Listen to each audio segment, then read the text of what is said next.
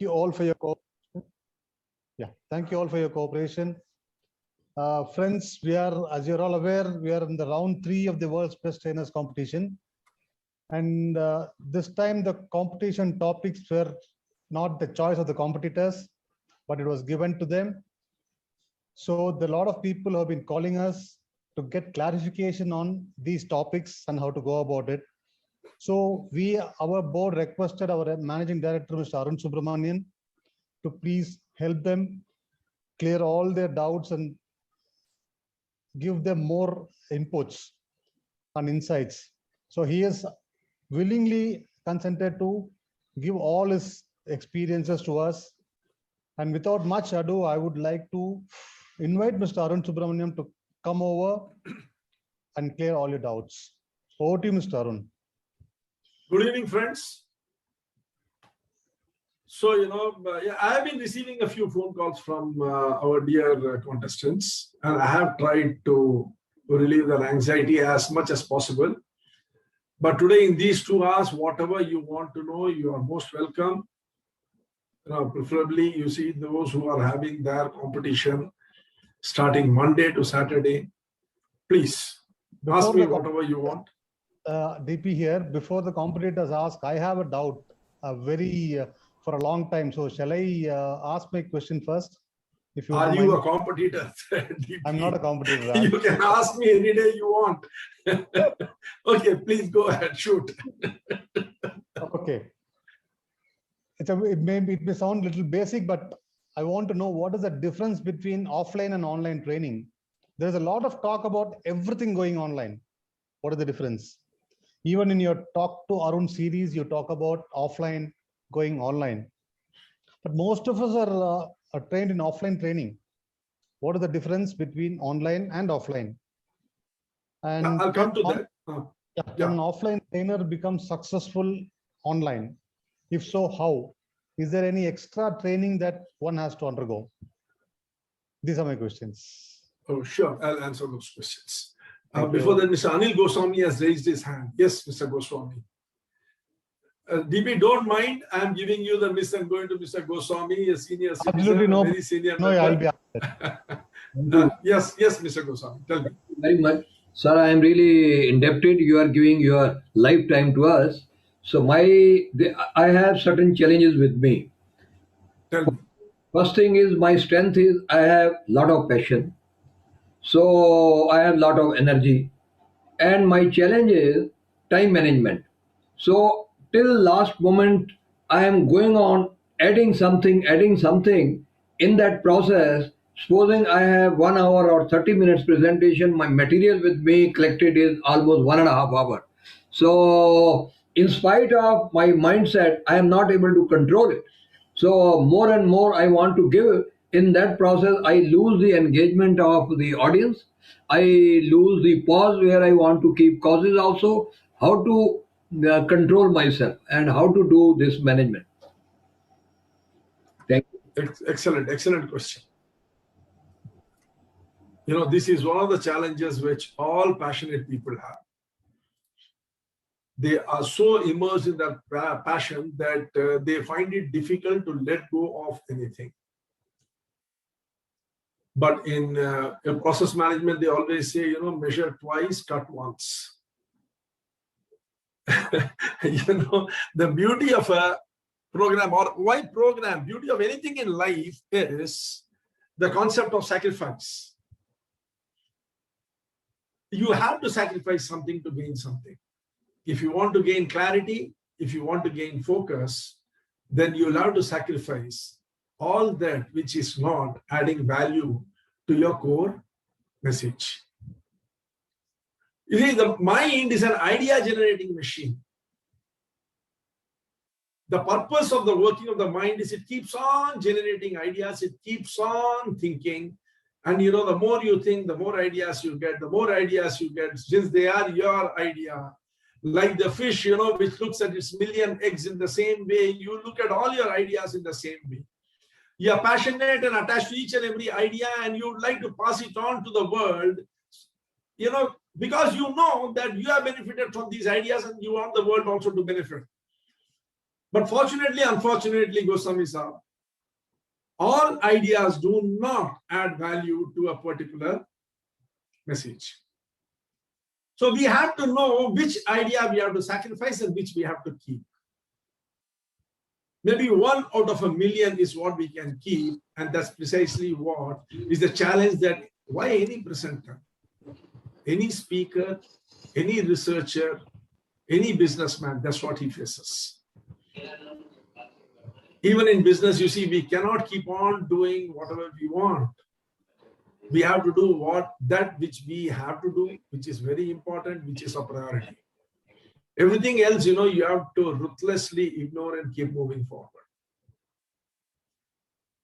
There is a methodology by which that can be done. Maybe, if time permits, I will discuss that with you here on this platform. But now let us get back to Mr. Durga Prasad's question of offline and online. I don't think there is anyone here who is unaware of the Mehrabian study. It is the most quoted study in the world, which says 7% of all message constitutes word, 38% constitutes tone and tonality, and 55% constitutes the body language. In the absence of the body language, you might not be in a position to, convey your message. Offline, this is a very, very big, tool, weapon, which the trainer has to drive his message.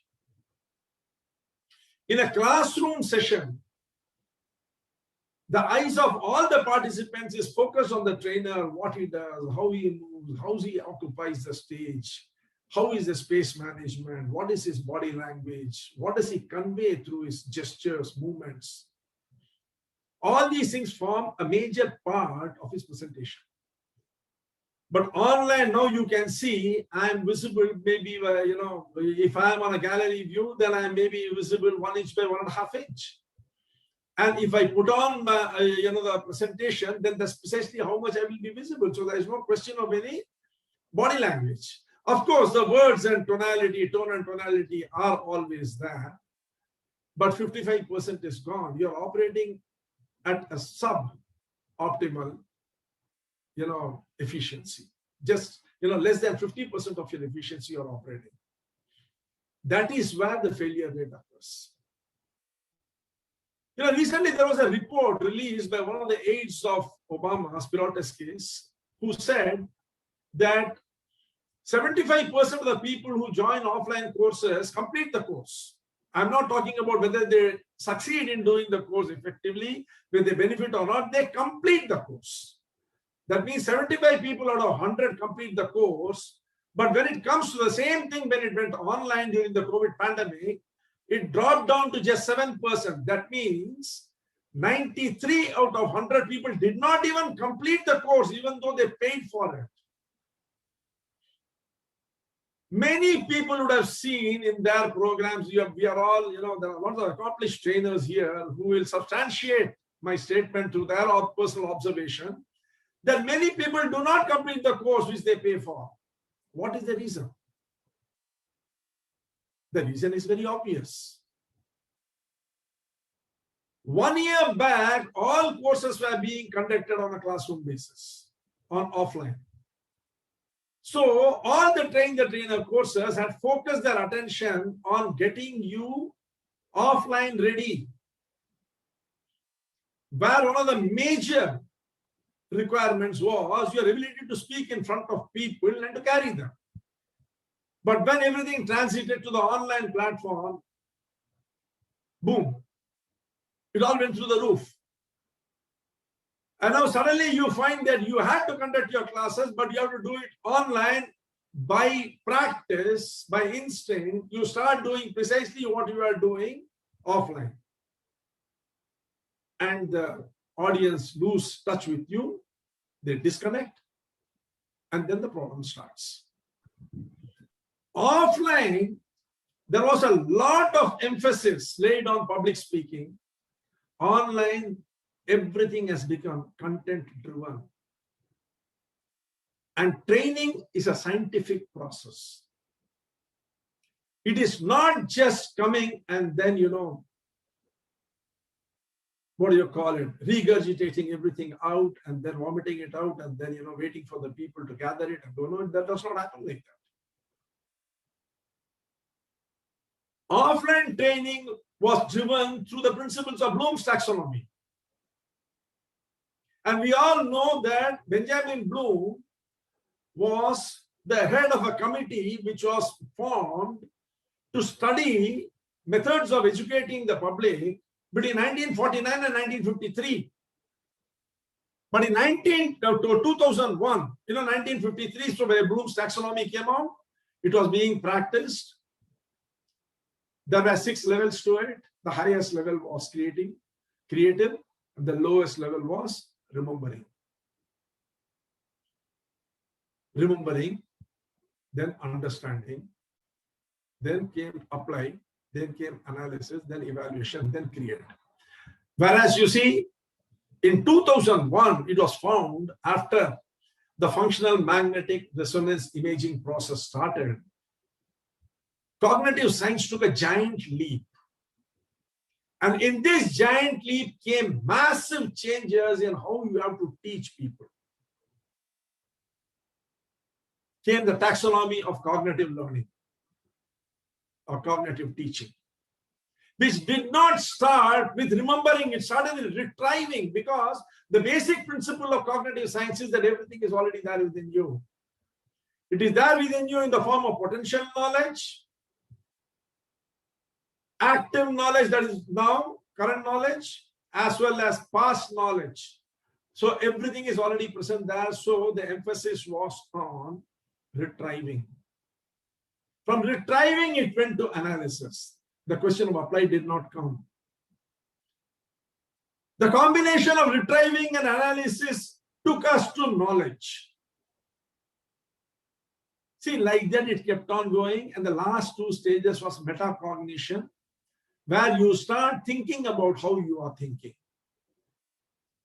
What are you thinking?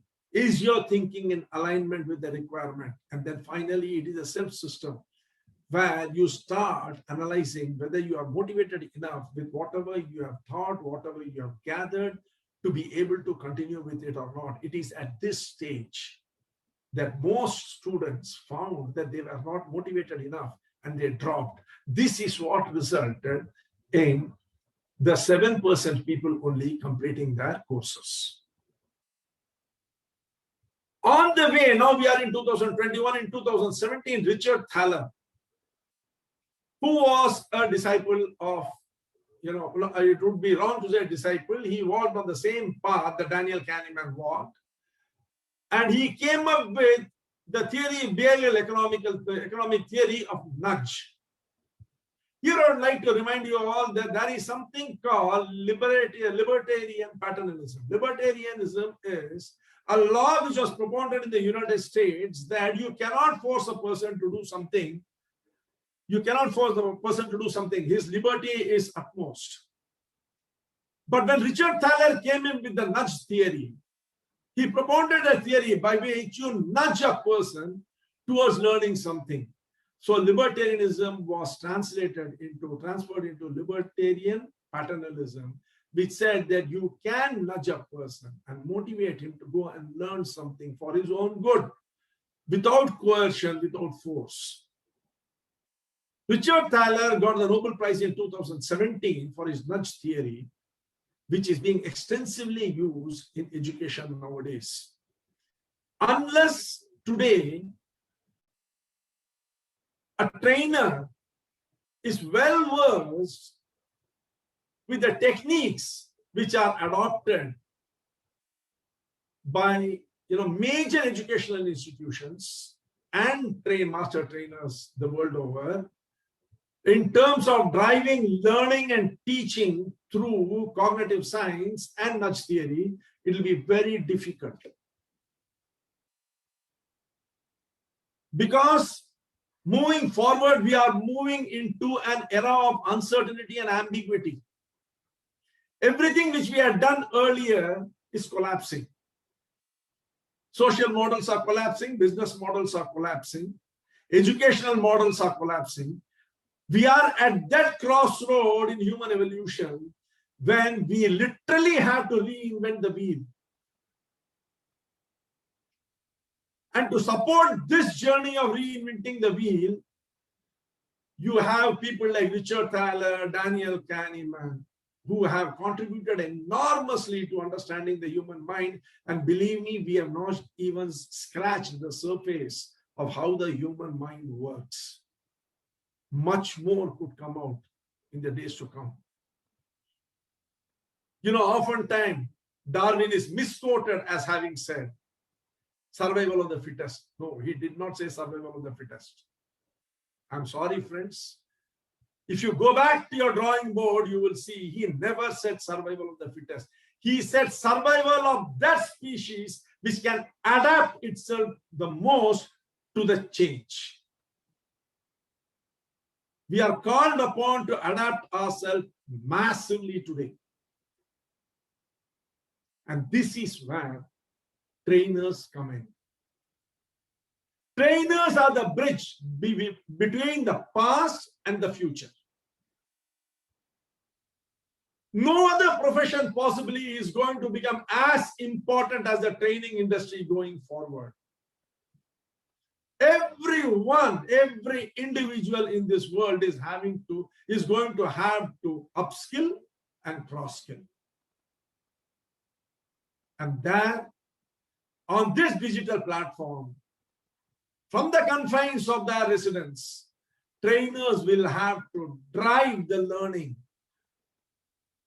I'm not saying teaching, because as the cognitive science, the person will have to be ready with implicit learning desire. Only then the learning can take place. And that is where trainers come in.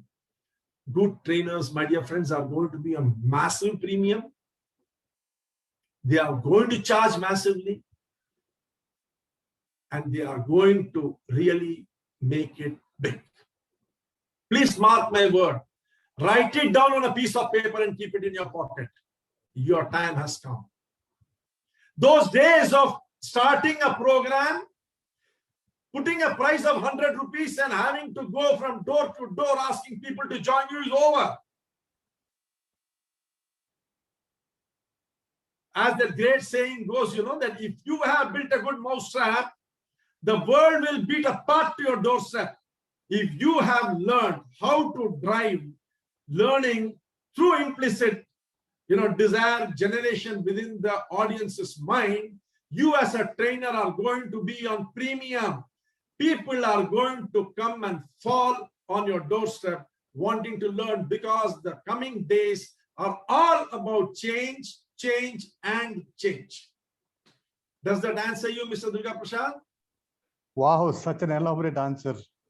You gave the complete genesis of training itself. And thank you so much. And I'm sure it would have benefited all the 53 people here. Yeah, thank you, sir. Thank you. Thank you. Yeah, tell me anything else? Thank you, sir.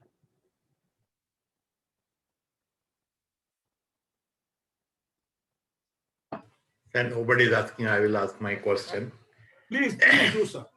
So last week, when somebody asked for why it is versus employee engagement versus motivation. Employee motivation, yes. Yes, sir. You said there are some differences. Can you? Yes. Don't mind repeating. I just wanted to know. Employee motivation is all about the self. Let me give you a simple example. Let me, something which last time I told about that person who was stranded in the ship. That you are going in the ship. There are about 1,000 people there. The ship catches fire and starts sinking. There is only a lifeboat which can hold about 20, 25 people. I asked the person what that person will do. The person will said that I would try my level best to get onto the ship. In fact, the person was talking in a very mild way when she said that she will just try to get onto the ship. According to me, any person in that condition would beg, borrow, steal, murder, do whatever is needed, but to save oneself and get onto the lifeboat. Because the person is motivated to stay alive.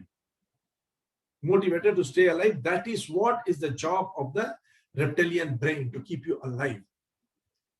But at the same time, if you are on that ship with your family, you do all these things, beg, borrow, steal, even murder.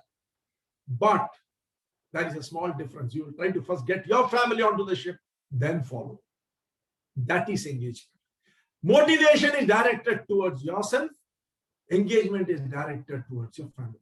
Now, let me give you another very simple example. I think this will explain to you. Two great cricketers, Virendra Sehwag and Rahul Dravid. They both played on the same team, if I'm not mistaken. I'm not such a big lover of cricket. Virendra Sehwag is a classic example of a highly motivated cricketer. He goes slam, bam, he hits all over the place. He searches for runs. Virendra Sehwag is a highly motivated cricketer. Dravid will go and put the brakes and stand, guard one side permanently while the runs are being scored on the other. That is engagement. He thinks of the team before he thinks about himself. This is the difference between motivation and engagement. A motivated employee is very good for performance in the short run, but he will always be looking for opportunities to grow. And in the process, he might leave the company and go. When he goes, he will drag a lot of people along with him and put the company in a soup. But an engaged employee would never do that. He would work double the time that the motivated employee is working, and he will put the organization before the self. Please understand one thing. The armed forces is all about engagement. Private sector is all about motivation. Broadly speaking, I don't want either side to take offense. Does that answer you, Mr. Nayak? Yes, sir. Thank you, sir. Thank you. I just wanted to Sir, Chandru here. Can I Tell ask? Mr. Chandru. Please, please. Yeah, so the verses, since you are in that verses subject, I thought it will be easier to ask my question, which is my topic. Value creation versus value capturing. Excellent. Like how Value you creation. gave a lucid example. Give me one pearl of wisdom between the versus value creation versus value capturing. Yes. An analogy. I'll tell you. Value creation versus value capturing. Split TV, split AC, window AC, refrigerator, cooler are all value capturing. Air conditioning per se is value creation. When air conditioning was invented, a new industry opened up, a multi-billion-dollar industry opened up. There was no air conditioning before that. Offhand, I think it was Carrier who invented air conditioning. In Buffalo, in New York, Buffalo, there was a company which was a leader in printing. They had purchased a state-of-the-art machinery and they had installed it. I think it was Sackett and Williams. The name of the company, if I'm not wrong, was Sackett and Williams. They had purchased this machinery, they installed the machinery, and the machinery was playing truant. The printing was very, very, very bad. And during the course of the day, there was a lot of variation in the printing. And there was a huge amount of loss of, the collateral damage was also very heavy because the company was losing its reputation. At that juncture, there was this company where this man was working, Buffalo Forges. He was working in Buffalo Forges. The Carrier was working in Buffalo Forges. So Buffalo Forges got a telephone call from Sackett and Williams saying that we have this problem. Can you send somebody who can help us with that? Carrier had just then completed his graduation in engineering and he had joined that. They sent this young apprentice from the research department to Sackett and Williams. He went there. He started, checking up everything. One by one, he first checked up the technicians, whether they knew what they were doing. He found that the technicians were highly qualified. They knew what they were doing. There was no problem with it. Then he checked the machinery. The machinery was perfect. There was nothing wrong with the machinery alignment. Then he looked at the material. The material was the best which was available in the market. No problem with the machinery, with the material. Now he was flummoxed. He checked the process. The process was also perfect. 3 days he spent trying to understand what it was. 72 hours he spent. At the end of that 72 hours, that day in the night, he was walking on the streets far away over the Pittsburgh railway station. As destiny would have it, he started moving towards the Pittsburgh railway station. He started moving in the air. He saw at the end of the platform, a steam engine was standing. As though drawn by a magnet carrier, he started moving towards the steam engine. Suddenly he stopped. There was an idea, a germ of an idea trying to pop out of his head. He started moving towards the steam engine, which was enveloped in a fog. As he moved into the fog, it struck him. Here is the solution. The solution was when air is passed through water, it is possible to control the temperature and humidity of the environment. And there, my dear friends, you have air conditioning. This is value creation. He created value, redefined the way the world will live and do business. After that, everything is value capturing. They started making window air conditioners. They started making refrigerators. They started making coolers. They started making split AC. What else? What not? If I'm not mistaken, the first cinema hall was called Rivoli when it was opened as an air-conditioned cinema hall in New York City. So you see, value capturing is when you capture the value of a product through efficiency and sustaining innovation. That is value capturing or process innovation. Value creation is when you create an innovation which creates a market creating innovation which is always submerged under the water like an glacier. You understand what I mean? Like an iceberg which is 3/4 submerged under the water. Tamil சொல்றது road போட்டா கோடு போடுறது, கோடு போட்டா road போடுறது, road போடுறது is value capturing. I don't know about that. I don't know. What I mean to say is, you see, value create. See, 80% of all our, developments in business have been value capturing, like total quality management, Kaizen, Toyota management system, Six Sigma. Everything is value capturing. That is the reason, why there is so much of commoditization happening in the world. Industry after industry is getting commoditized only because we keep on focusing on how to capture value, how to make our process more efficient. We don't think of creating new products. Value creation is all about creating a new product. Hope that answers your question. Yes, perfect. Thank you. Beautiful. Mr. Subramaniam, can I go and ask you a question? Who is it? This is Suma. Please do.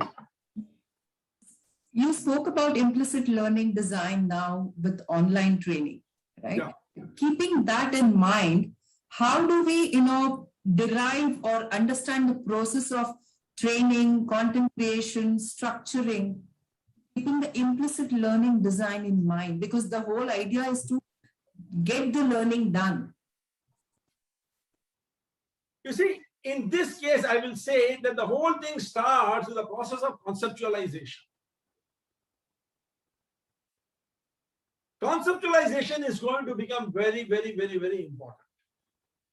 For the simple reason that all of us have different types of learning which we are exposed to. And unless you are able to conceptualize the subject adequately, you will not be able to create a program which will drive implicit learning. What is implicit learning?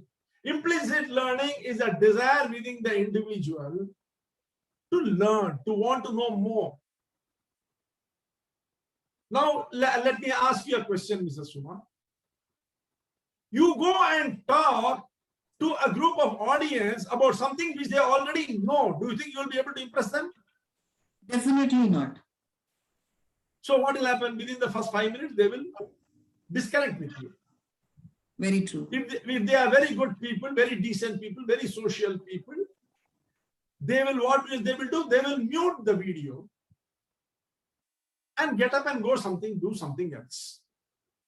Am I right? Of course, sir. No doubt at all. Okay. Now you have got only one other choice, to talk to them something about which they don't know. Yes. Now, if you go and talk to them about something which they don't know, let me assume for a few moments, I start talking Russian to you now. Will you be interested? Not really. Not really. Then what will you do? Again, the same thing. You will mute the video, get up and go. There are only two sides to a coin. The first side is talking something which they know. The second side is talking something which they don't know. In both the cases, this is what happens. So what do? You conceptualize the program in such a way that you give 30% knowledge of what they know and add 70% of what they don't know, and you transit in such a way that they develop an interest. They want to know what next. Where is this leading to? What are the indicators? What are the milestones? How is it being directed? When that happens, you will be able to create a desire within the individual to want to know. Conceptualizing a program, then structuring it properly, going through the program architecture, being able to create a narrative, weaving it, and then delivering it through the science of narrative grammar is what will make your program successful. This might all sound, very, very high funda. It is not. First is you have to conceptualize the program correctly. Second is you need to structure it. There is a structure. Have you been to, during my childhood days, I have gone to lots of circus. In the circus, there used to be a tent called the weird tent. Have you all heard of it? Of course, sir. When I was a child, I had gone.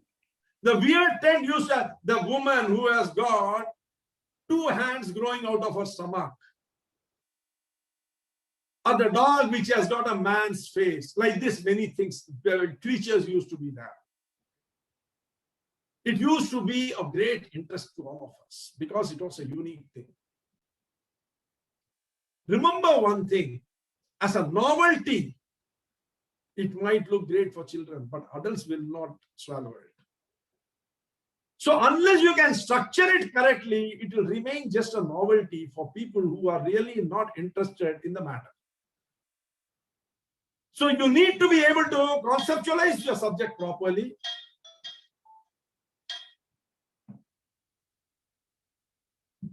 You need to be able to conceptualize the subject properly.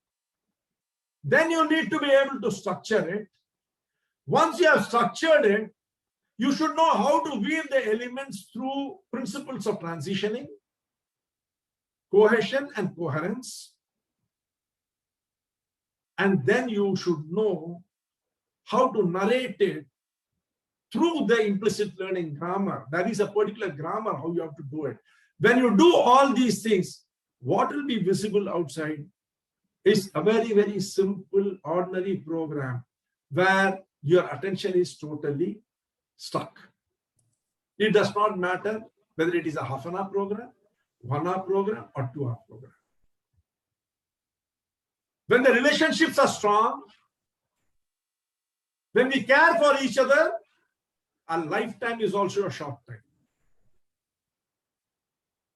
And when we don't like each other, there is dissonance and there is disharmony. You can't even sit together for 5 minutes. This is the difference between a good and an ordinary program. Thank you, sir. Thank you. I have one question, following this. Yeah. You mentioned about structuring and you mentioned about weaving it together with transitions and all. Yeah. Give me one, example or something like that which can help me understand or everyone understand what exactly structuring means here. What are the elements, at least? Sumaji, I can tell you one thing. I have, I can tell you there's no problem with that. There's no secret in all these things. Okay. I can, discuss all these things with all of you. I would love to, because, it will benefit all of you. If you feel, then definitely it is there for you. But one thing is what I would like to say is that it is a very long thing. I do conduct classes for people, advanced classes for people of master trainers, where I talk about conceptualizing. That's a 9-hour program. How do you expect me to tell it to you in 2 minutes? I'll tell you something like this. Okay, just yes. Let me see. Let me try my hand at it. Thank you so much. Without my, what do you call it, thing, let me try. See, there was a study which was conducted. Now, let me tell you, what is a concept? Conceptualization is what? Conceptualization consists of creating a concept map.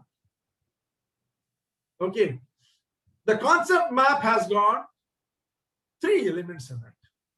The first element is, if we talk about, say, a concept, there are various sub-concepts in it. Together only, there are various concepts which together come together to form a major concept. Concept means what? It's an abstract idea.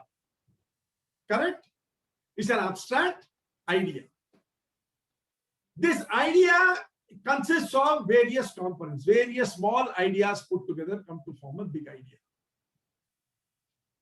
Now, each of these various ideas, now let me take the example. Someone was talking now about time management. Yes, Anilji, you are talking about time management, right? Sir, right, sir. Let us take time management itself as an example. Is there anything called time management? No, you can't manage time. As Omar Khayyam wrote, the moving hand writes and having writ moves on.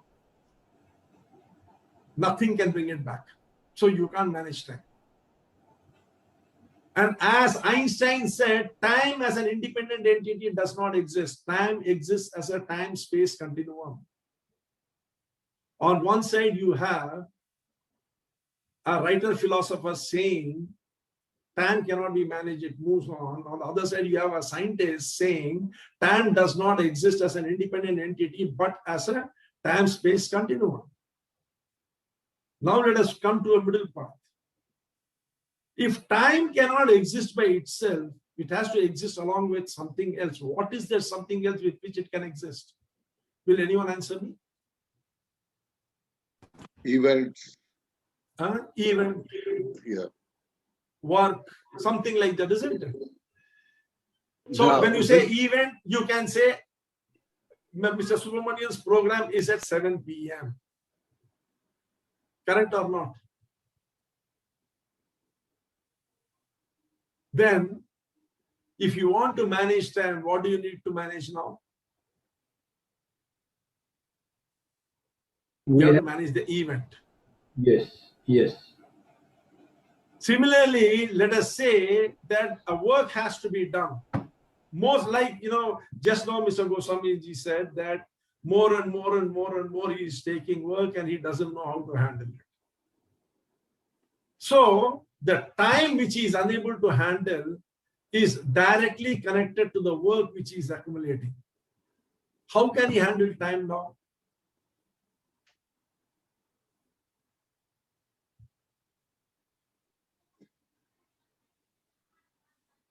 We can only manage ourselves, not you can decide which work to do, which not to do. You can prioritize your work. So now you see, one more concept has been added. Prioritization. Okay, you have prioritized the work. Let us say you decide that you will do this work. Is it over? No. It is not. For doing that work, certain resources are required. Can you do the work in the absence of those resources? You can't. So a second concept has been added, resources. Now, resources has come. Is that over? No, it is not over. To use those resources, it requires certain capabilities. Can you use those resources in the absence of capabilities? No, you cannot. Another third concept has come. So conceptualization is the process of first identifying the various concepts which together make up this super concept. Then you understand and relate the relationship between these concepts. Once you understand and relate the relationship between these concepts, you transition from one to the other. This is one part of conceptualization. Now let us take the second part. Concept has got three elements always. Always, every concept has got three elements. Let me look at it this way.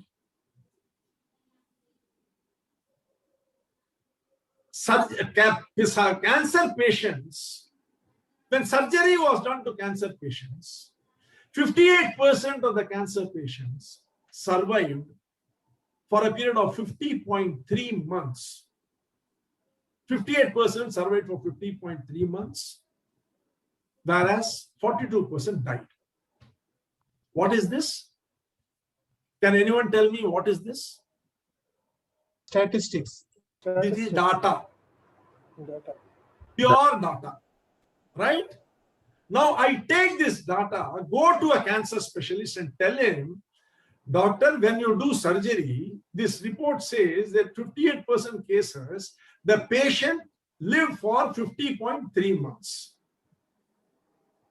When this was done, it was found that there was an increase of 34% of doctors, cancer specialists, taking up to surgical intervention in cancer treatment. What is this now? What happened here? The data was used as an information to the person, which resulted in something else. Correct or not? Correct, correct.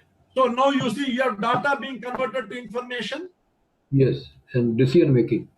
Number three, when someone saw that there was a 34% increase in the number of doctors, see, these are all statistics, these are all facts. You can go and check it up in Google. When 34% of the people, when the 34% increase was there in surgical intervention by cancer specialists, when this information was got, Google decided to find out whether it is right or not. What did it do? It removed bottled soda water, and kept bottled water at eye level. And boom, they found there was a 57% increase in their employees using bottled water instead of soda. So the information got tallied. Can any one of you tell me what is the insight from this? So taking the right decision from the information. No. The insight is what you direct the human mind to think it what it thinks. There is a scientific evidence of this in Japan.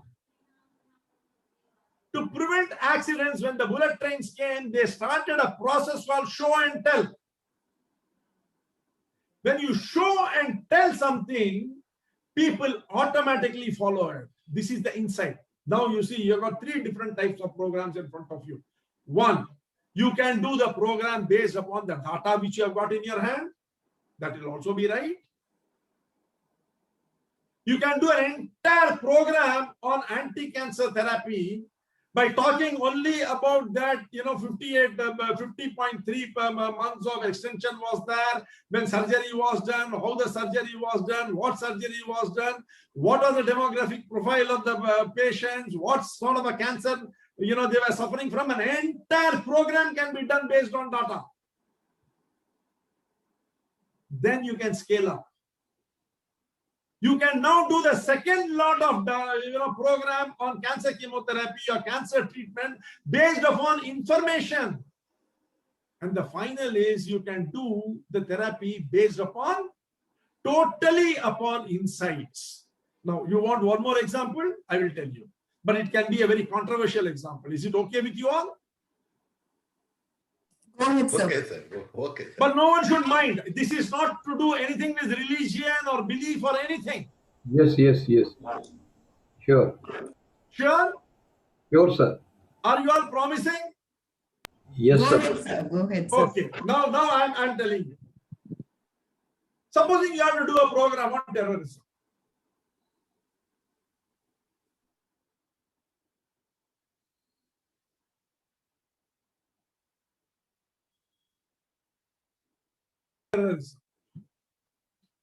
You go through Google. That is what most people do, isn't it? Correct or not? No answer. Yes, Come sir. again, sir. Sir, come again, sir. You are muted for some time. Answer now. What? Partially. So where do you go? There are past experiences, Google, stories. So you see, which you Google have has learned. automatically come. Yes, Even sir. the past experience, Google will be there. Mamaji will be there. You suddenly read that majority of terrorist attacks have been by a particular community. Yes.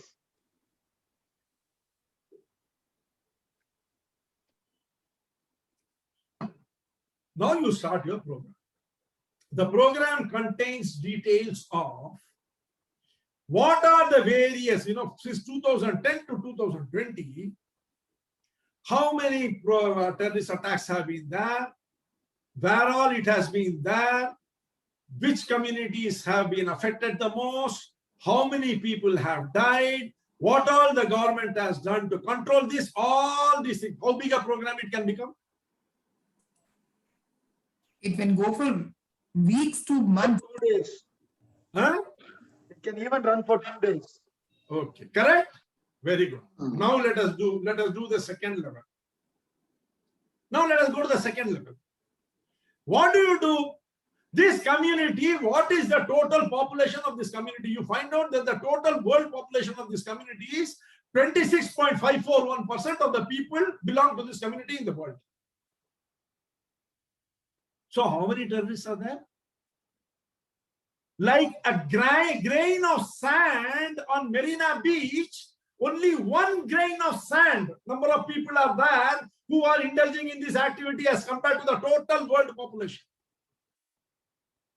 You start thinking, why? What has happened to this one grain? Why is it behaving like this? You suddenly find there is radicalization. Now you prepare second program. Remember one thing, the first was data, the second is information. You start preparing a presentation based upon how all radicalization is taking place, where all radicalization is taking place, what are the conditions under which radicalization is taking place, what sort of a strategy you have to put into place so that radicalization does not take place, how can you handle the current set of radicalized people, how to prevent future people from becoming radicalized, how big can this program become?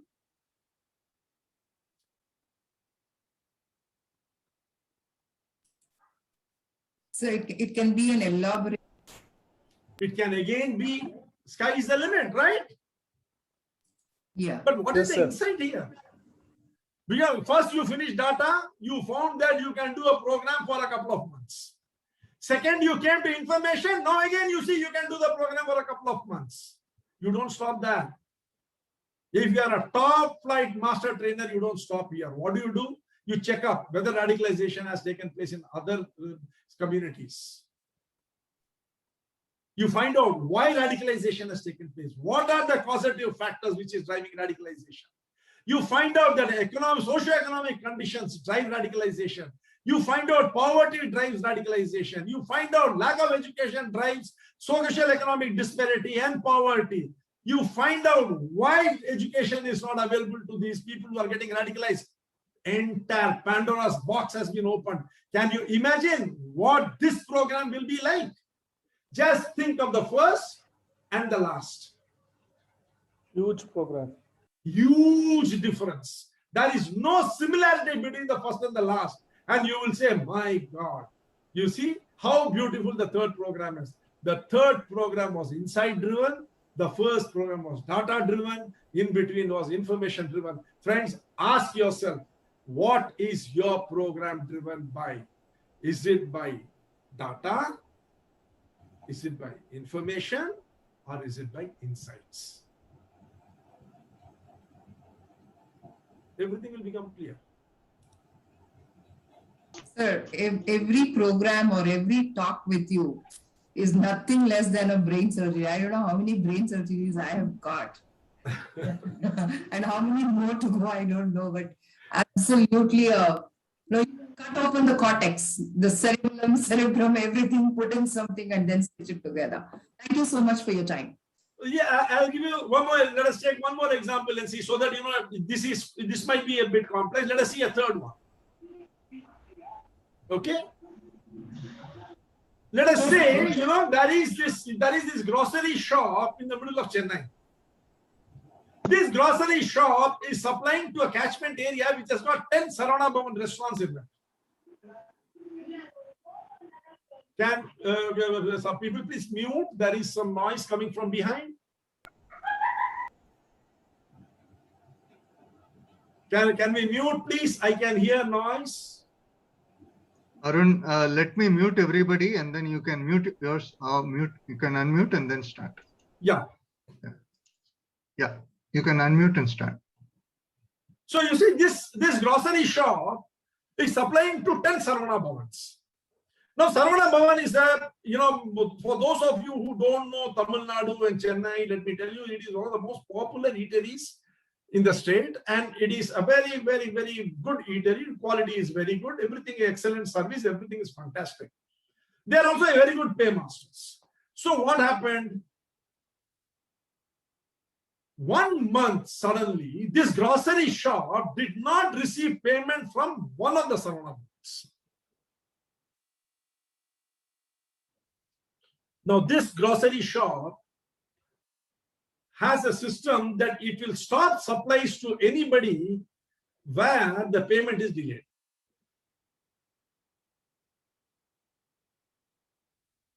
That the Sarvana Bhavan defaulted in its payment in the month of March is what? Data. Data. So what do you do now?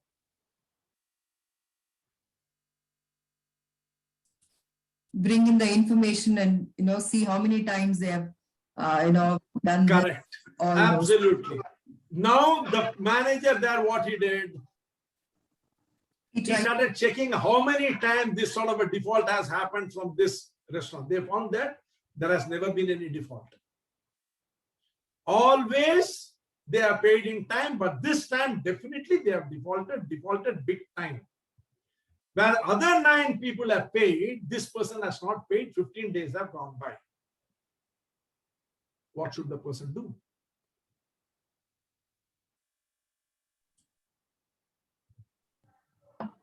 Give a consideration. Look for the insight. Why this happened?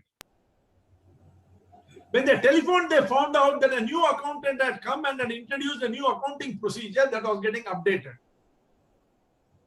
So the information had not been thrown up that the payment was due on so and so date. When the telephone call went, they felt very ashamed and paid immediately. Now just imagine, if they had used the thumb of the rule and stopped the supply, remember all the Sarvana Bhavans are owned by the same person. They would have lost a big customer. But when they telephoned and talked to him and got this insight and their behavior was driven by the insight, the customer relationship improved. Depending on data or information alone to do your job or to create a presentation is a major mistake. Look for insights. Insights are what drive the human brain. The human brain gets into an overload with data and information. It looks for only insights. Please bear that in mind. The fundamental principle in implicit learning is go by insights. Those of you who have attended my anatomy of storytelling, it started with a question in my mind: when could storytelling have started? And the whole structure came tumbling down, starting with fire initiating evolution, the brain size doubling up. Around the fire, what happened? They started telling stories, both imagined and real. Immediately the question came in my mind, that means why were people lying there? Just imagine, you are an individual, nothing interesting is happening to you. And another person is every day coming and telling interesting stories. Will you not feel left out? Very true. Very true. Then will you not want to also look interesting to the tribe? Of course. Yes. Then what do? But create stories. You create a means incident which never happened and tell it to them. Now what happens? The people accept it. You realize that people cannot differentiate between real and unreal. The immediate question came, if unreality, lies can be accepted by people as real, then what is everything that has been told till today to us? There came the question of Leopold von Ranke, history. When I researched that, I found out Leopold Ranke had exactly come to the same conclusion that I was coming today. He said there are three types of histories: the real event, which is always lost; the reconstructed event, which is very, very difficult to reconstruct, validate, and measure; and finally, the history as written down by powerful people is always almost untrue. Then comes the question, if you can make untrue as true, can you give truth a different picture? Immediately came reality distortion effect. And how Steve Jobs used to do it. Once that happens, you see, everything opened up. An entire 5-hour program, opened up like a Japanese fan, all because of one single question: when did storytelling start? Are you understanding, my dear friends? Yes, sir. Yes, sir. This is M. Chidambaram, sir. Thanks for your wonderful explanation. There's a question from Shilpi Gupta. Shilpa, please. She is not able to mute. I'll read her question. How Please. much, in a 90 minutes presentation, she wants it clarified from you. How much of theory part and experiential learning should I include? And how should it be conceptualized? If you could speak to us, you'll understand. How Thank much are you comfortable with? Please remember one thing. The same thing I told last time also to the participants. Take a single idea and pitch it big. If you can make one single person in the entire audience want to learn more about what you're talking, you've done your job. 1 for 1 should be the policy. I am one trainer. If I can influence one life, so you decide. There's nothing like this much, that much. There is no formula. How much should I love my wife? How much should my wife love me? How much should I love my children? It all depends upon what I am comfortable with. Correct or not? Yes. What is your comfort level? What are you comfortable handling? Whatever amount you are comfortable handling, handle it. Don't go by what the world says. The world is not important. You are important. Please understand one thing. Aham Brahmasmi. I am the creator. The creator does not go around asking what I should create. He creates what he gives him satisfaction. do whatever you are comfortable, do that which gives you satisfaction. Everything will be okay.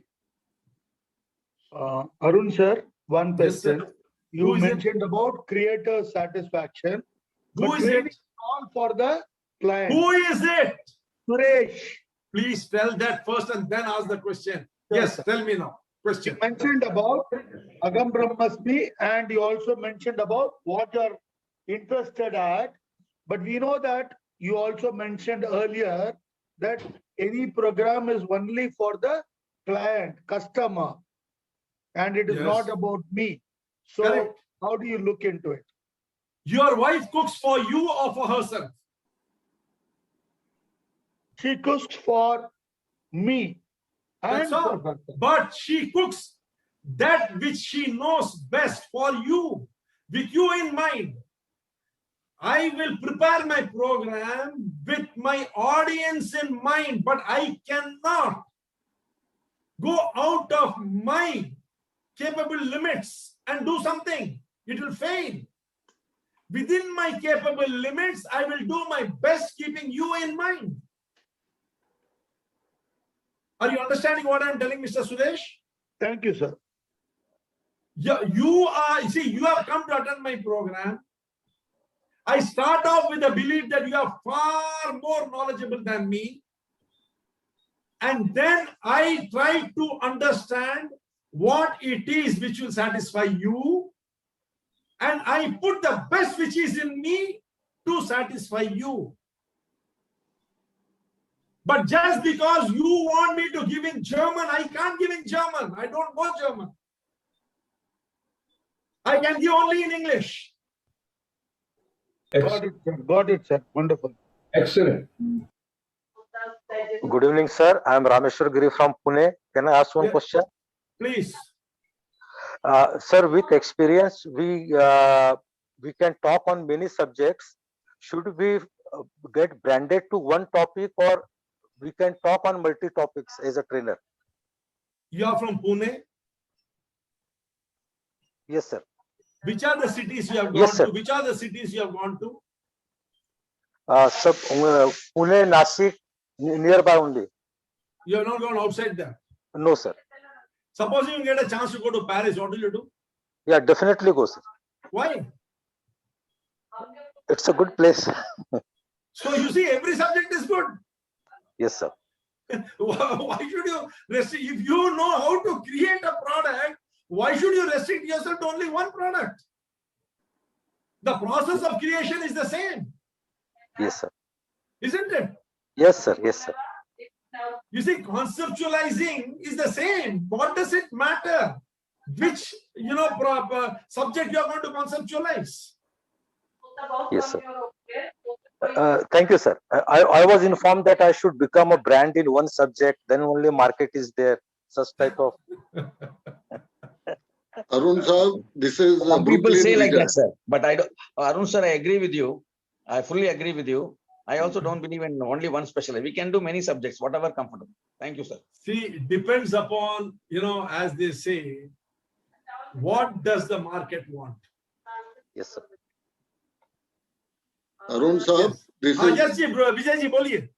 Thanks a lot, sir. Thanks a lot. so earlier my friend from Coimbatore, one Jivanandam, had heard me in some industries whenever my seminars were there. Now he says online you are like Shivaji Ganeshan, who used to shout earlier. I told not only shouting, it was earlier days. My feeling was to put enthusiastic way, and that's why I used to shout. That is true. But now problem is online. It directly goes into the ear. So from 40 years I've been doing this. How to overcome this problem? Don't overcome this. Wow, that's wonderful. Why should Great. you overcome? See, I'll tell you one thing. You should never cut the head to fit the cap. The cap should be cut to fit the head. That's wonderful thing.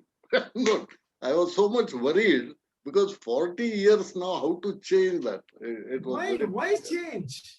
Yeah, What has brought you success? What has brought you satisfaction? What has brought you happiness?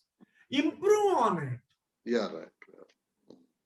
See, the necessity is not to change, but to bring improvement. Yeah, right. Fabulous, fabulous. Right. Sir, Arun sir. Yes. Who is sir, it? I'm Dr. Sangeeta. Yes, so ma'am. I joined this group. I have attended the first round of the World Trainer Contest also. So that time I didn't have any idea about how to go about it. Okay, though I'm a trainer for all the medical fraternities and also soft skills I have developed and women entrepreneurship, forensic. I have been to many things. But sir, I always do service-oriented talk, motivation talk and all.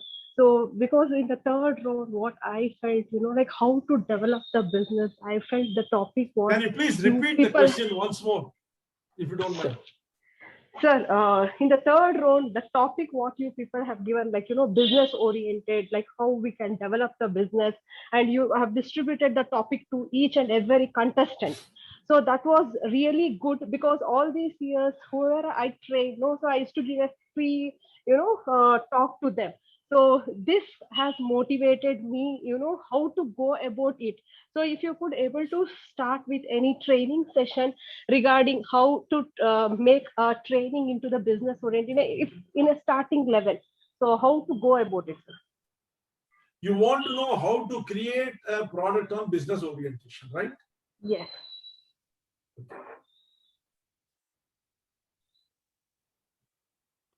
Madam, the most important thing in conceptualization is simplicity. Like Einstein has said, that any fool can make a thing complex and most fools do. It takes genius to make something simple. Yes, sir. Definitely. Okay. Now, business orientation means what? Becoming oriented towards business. Business is what? Business is what? It's a transaction. Transaction. Okay. Correct? Yes, sir. Slowly, as man evolved, transaction has also evolved, starting from barter system to the complex platform models today. Okay. Your program should focus on possibly how with times the orientation of the society towards doing business has changed. First it was I have this, you have this exchange. Then came industrial revolution. I have this, you don't have this. You pay me what I want, you take this. Then came service orientation. I have this, you need this, but there are two other. Please mute. There is a lot of noise coming from background. You see, I have this, you need this, but there are two more people who can give this. So you have the opportunity and the choice to take from any of them. So you go and take it from that person who can give you the best service. We moved into a service era. Then, we have entered into an experience era. We talk about customer experience. How people are now craving for a better experience. How they are craving for their pains to be relieved and gains to be added to it. They are looking for something extra. Slowly, the need is keeping on changing. The demand of the customer is keeping on increasing. This is directly borne out by the law of diminishing returns in economics. The first rasgulla tastes very, very sweet, very nice. The second rasgulla, slight 1% dip. Third, another 5% dip. Fourth, 10% dip. When you come to the fifth, sixth rasgulla, you don't like eating it. It becomes a pain. Similarly, orientation towards any particular model of transaction keeps on reducing. So you have to keep adding, peripheral values and support system to it to do it. Today, at which level are we? Business orientation means at this level, what do you need to be aware of to be able to do good business, good transaction? What is required today in this 21st century? What do you require so that you can do good business? That is what is meant by business orientation. Are you understanding, madam? Am I making sense? Yes, sir. Yes, sir. Will you be able to do this? Yes, sir. I'll try to change myself and think about from your perspective also, like try to implement it. No. Just take this as a guideline. Don't start thinking like from my perspective. You have your internal strengths, you have your intrinsic strengths. Play to that. Play to your strengths. Thank you, sir. Thank you so much. Thank you. This is Pat. Yes, tell me, Mr. Pat. Yes. Tell me. The topic I've been given is finance to non-finance. Oh, people. Excellent. Finance to non-finance. Non-finance, yeah. Your insight on it. Finance is the backbone of business. Unfortunately, you see, finance is handled totally by the finance department. And to some extent, it is understood by accounts and audit. Others think they don't require it. But what they don't realize is that every activity, every decision is a financial decision. Every decision taken in life is a financial decision. There is no decision which is not financial. For the simple reason, every decision taken by every departmental head, every employee impacts the finance of the company. So finance is a subject which every individual in the company should know, should understand. Finance is not just the backbone, it is the ultimate objective of doing business. What happens if a business fails? Can you tell me, Mr. Pattabhiraman, what will happen if business fails?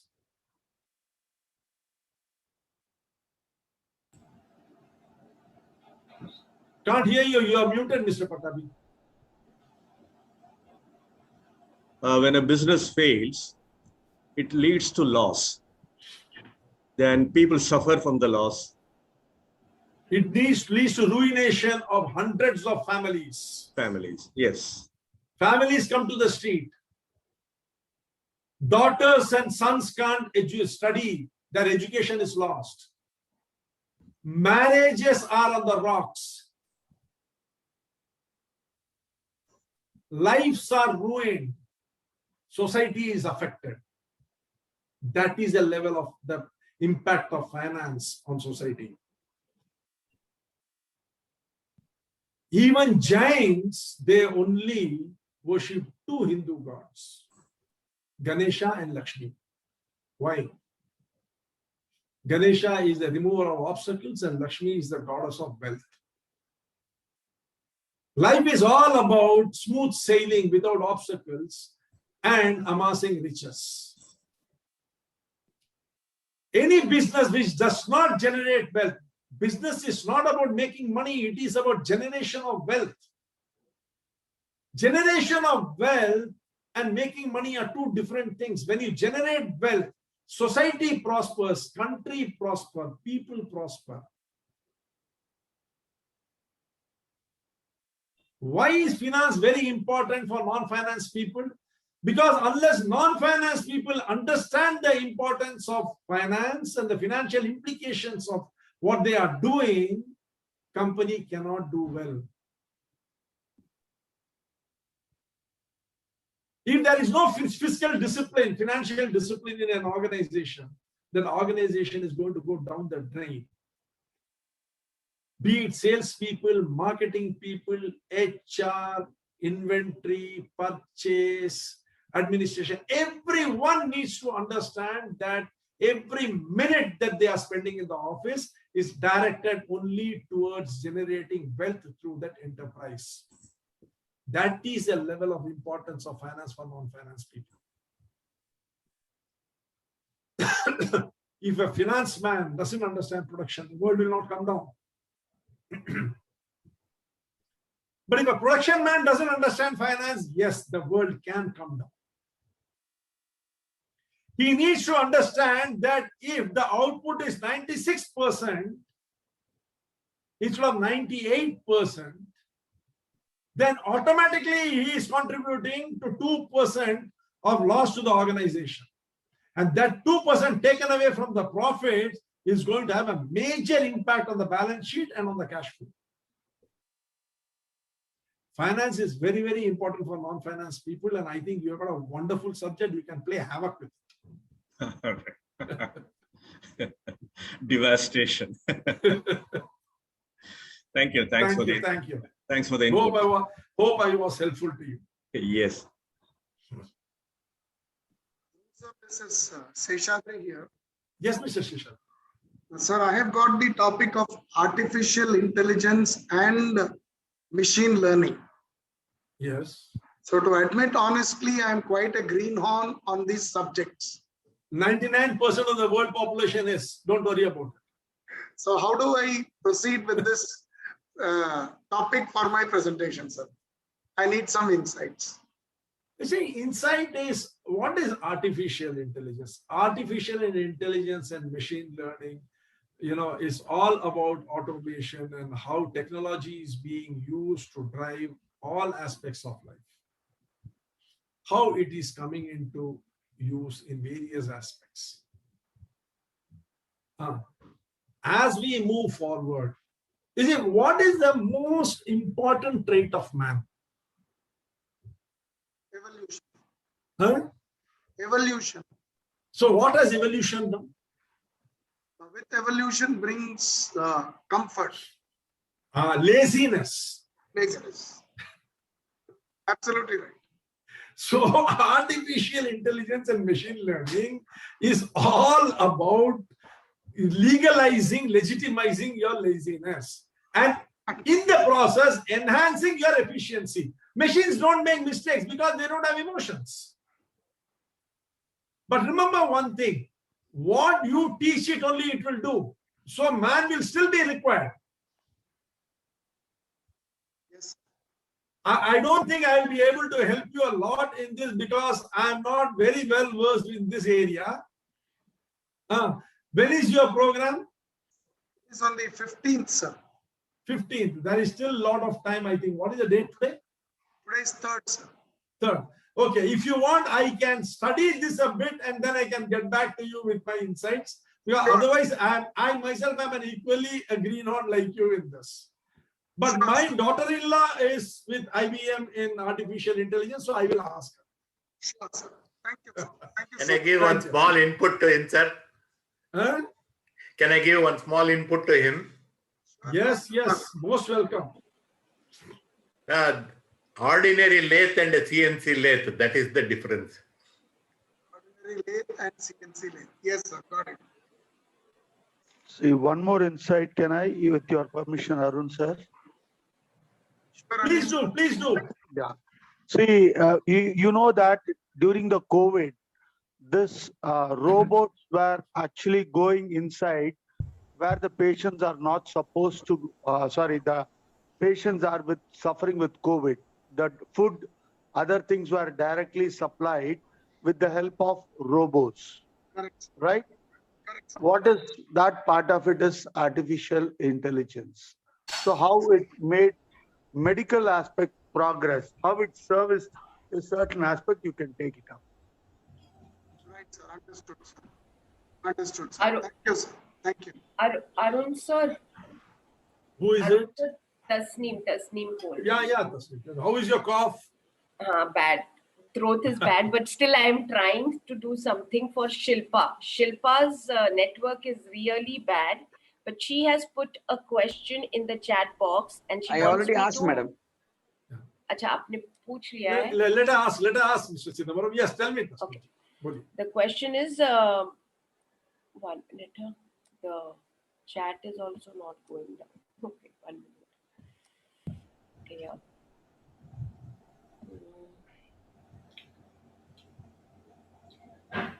So her topic is conflict resolution. Uh, And she wants to know that how much theory and experiential learning in 90-minute speaking session should be conceptualized with. Yeah, that's why I said that, you see, whatever she is comfortable with. See, conceptualization is not time bound. Conceptualization is a methodology used by master trainers to design a program. You understand what I mean? Conceptualization brings in various perspectives by talking about a particular subject from various dimensions. Okay. Okay. Maybe, now, conceptualization, I have a 9-hour module with me. If maybe some time permits after this program, or whenever time permits, I can take that entire module for you all so that you will become good at conceptualizing. Okay, sir. Thank you so much. Shilpa, if you are able to hear, I hope you got your answer. Sir, if I'm able to speak as much, and my network is very, very low today. So I just wanted to ask, like, we are talking about experiential learning when we are online. Like nowadays, we stress a lot upon experiential learning because we need to hold the audience. And since it is a 90-minute thing, so I just wanted to ask that should it be 50-50 or should it come in between? Like I'm a little confused as how to. Why should you be confused? You see, don't go in for terminologies. Whoever has told you all these things about experiential learning and other things. What is experiential learning? Experiential learning is learning from your own experience, correct? Correct me if I'm wrong. Yeah, absolutely. I said implicit learning. Implicit learning is what? Where there is a desire which arises within the individual to want to learn something. How do you create that desire? You create the desire by alternating information which the person knows with information which he doesn't know. By transiting through the information which the person knows and then taking him, guiding him slowly towards the information that he doesn't know. This is a strategy which has evolved because of the nudge theory propounded by Richard Thaler, who got the Nobel Prize in Behavioral Economics in the year 2017. What I would suggest is, you see, these are all things which require certain amount of hands-on practice. You understand, Shilpaji? Whatever you feel comfortable. See, you take your family as an example. There must be conflicts in your house. There must be conflicts between you and all members of the family. All members of the family have conflicts always between them, but then it keeps on resolving, right? That is how the family journey is. Right. Now, what did you learn from it? How did you resolve the conflicts? Yes. Use that as the foundation for driving your program. Don't go after these books and other things. Understand what you did, use that as a fulcrum, and then look for information if you want. Got it, sir. You understood what I mean? Yes, sir. Sir, actually, I was getting confused because I am a very personal person. Like I would want to share my personal experiences, but I'm not a very corporate kind of a person where I can drive people towards what are the corporate things. So I was getting confused whether I should take a very corporate kind of a point of view or should I go personal with it. Fights are fights everywhere, madam, be it corporate or home. Right. Yeah. The concept of corporate came from home only, na? Yeah, and now it is with the self also, sir. So you see, you don't get bogged down by all those things. Simply look into your house. Let us say you have a conflict with your son. Yeah. How do you resolve it? Conflict resolution is about resolving conflicts. Conflicts. Yes. You have a conflict with your son when his needs are different, your needs are different. The perspectives are different. He thinks the best way to spend an evening is making halla gulla and partying with his friends. You feel the best way of spending the evening is relax so that you can study well in the night, have a good night's a good dinner and go to sleep. Absolutely. You want this for him because you think this is good for him. He wants that for him because he thinks that is good for him. Now, how do you resolve this conflict? That's all. Yeah. The same principles which are applicable for resolution of conflicts at home are applicable everywhere in the world. Yes. It is two different viewpoints clashing. Yeah. And how do you accommodate the other person's viewpoint while putting your viewpoint in such a way that the other person is motivated to accommodate your viewpoint, and a middle path is taken which will serve to a great degree both the viewpoints, is what conflict resolution all about. Yes. Thank you so much, sir. I have a little joke on conflict management, if you allow. Who is it? Anil, this side.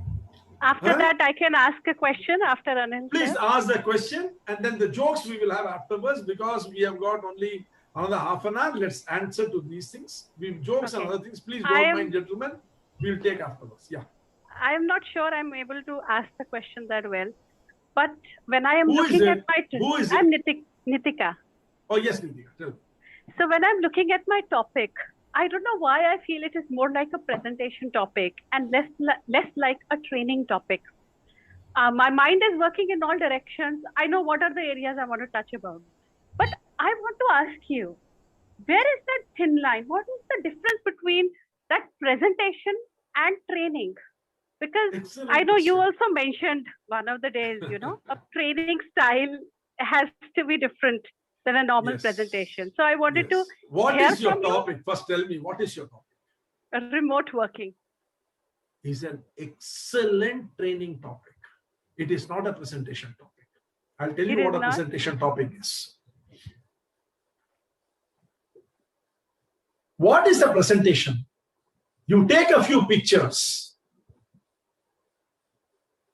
You collect some data and information. Link the picture with the data and information. Put it in a slide. Come and read out the slide. That is presentation. Okay, agreed. What is training? It is explaining the various components of that. No. No? Making the person understand. I don't know. The audience gets a takeaway from your whatever lesson you have. Actually, even a presentation has a takeaway. So I don't know the answer. Presentation as a takeaway, definitely it has a takeaway. Even training Presentation has is a also takeaway. presentation is made by very intelligent people. Who says presentation is not made by intelligent people? No. Presentation is very difficult to make. I agree. Training has an element of transformation in it, to transcend current formation. You see, before the New Zealand-India match, India reaches New Zealand and trains in that place, in that ground for 10-15 days. Why? So that they get acclimatized to the, pitch, to the ground, the climate, to the ground, everything, right? Yeah. During that period, what happens? What do we mean by transcend current formation?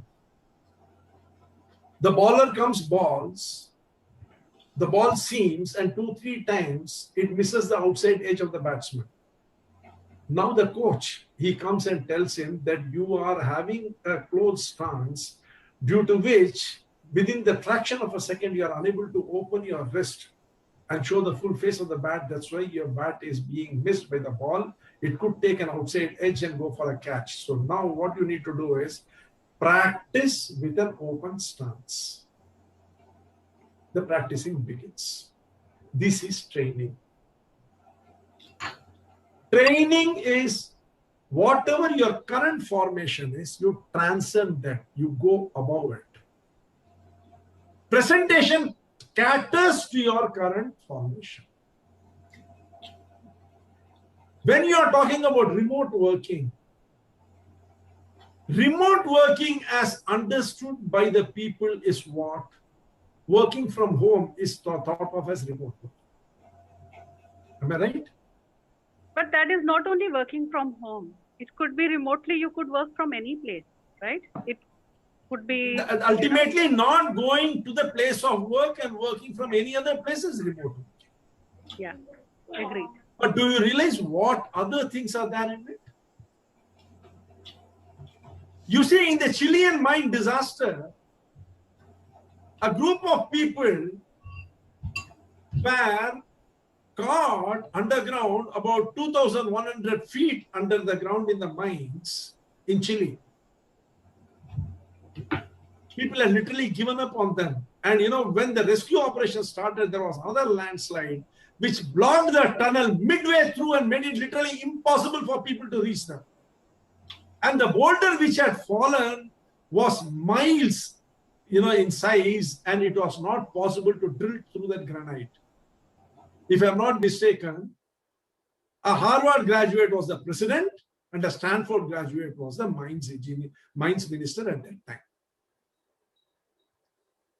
They were recommended by the cabinet not to say anything because it happened in a private company. I'm unable to tell you the correct names and all those things. Maybe at a later time I will tell you. A team was put up.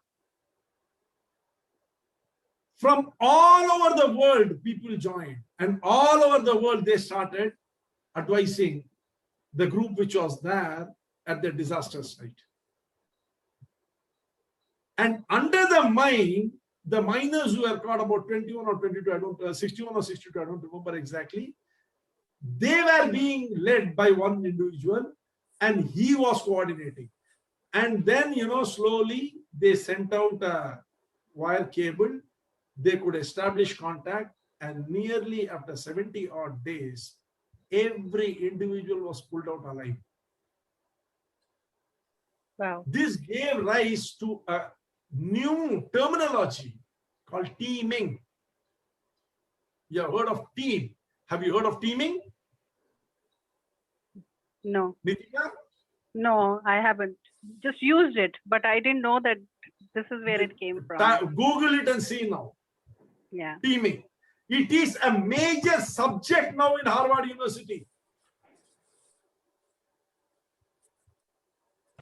I have a program running which is called Team and Teaming for High Performance. And teaming is all about remote working. Teaming is all about remote working. Remote working is an extraordinarily wonderful concept because you are not restricted in being able to source your expertise from one particular place. The entire world has become a global village, Nitika, today. And that has become possible only because of remote working. And you are considering it as a presentation subject? No, you changed my mind. I suggest you go and Google teaming and see, you will find tons and tons and tons of material on remote working. No, I think my mind was going a little vivid. I started thinking of the drones, the drone attacks, the virtual armies. And then, with one of the other contestants that I was speaking to, we even thought about how this, new war is there. COVID is also a remote working war only, I'll do one thing. I will get you the details of this, case study. This Chilean mine disaster details. I will send it to you. Thank you so much.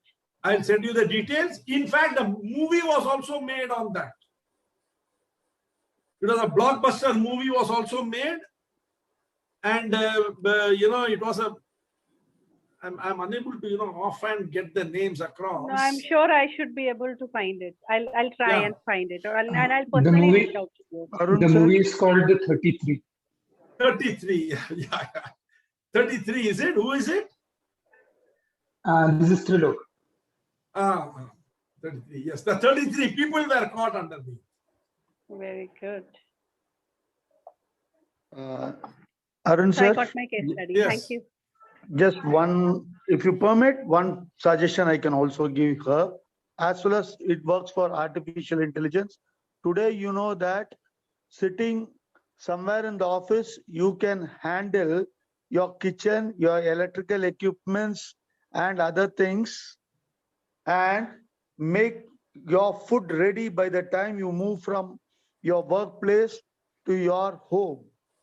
And the gate, everything is connected. It's all automized and remote controlled. Remote control itself is something, a connectivity of remote working.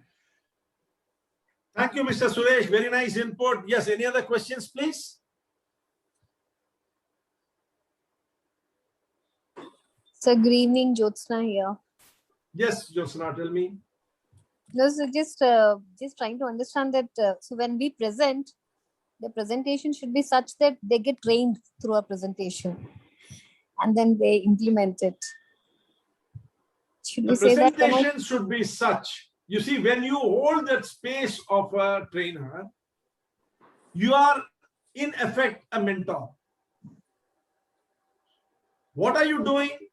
You're plowing the mind of the audience, making it fertile, and sowing the seeds of an idea,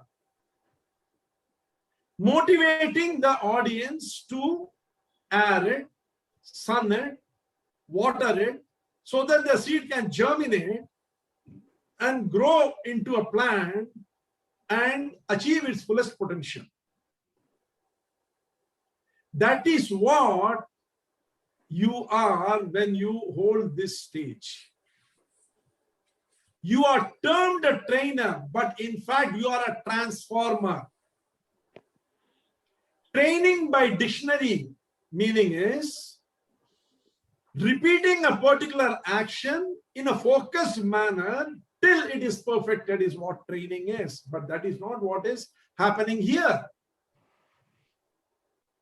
The real term here should be either a transformer or a mentor.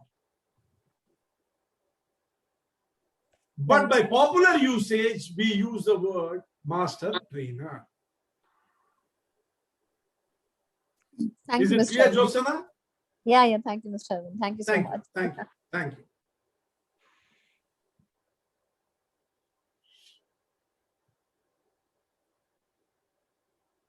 Any other questions? What is who is having the program on Monday?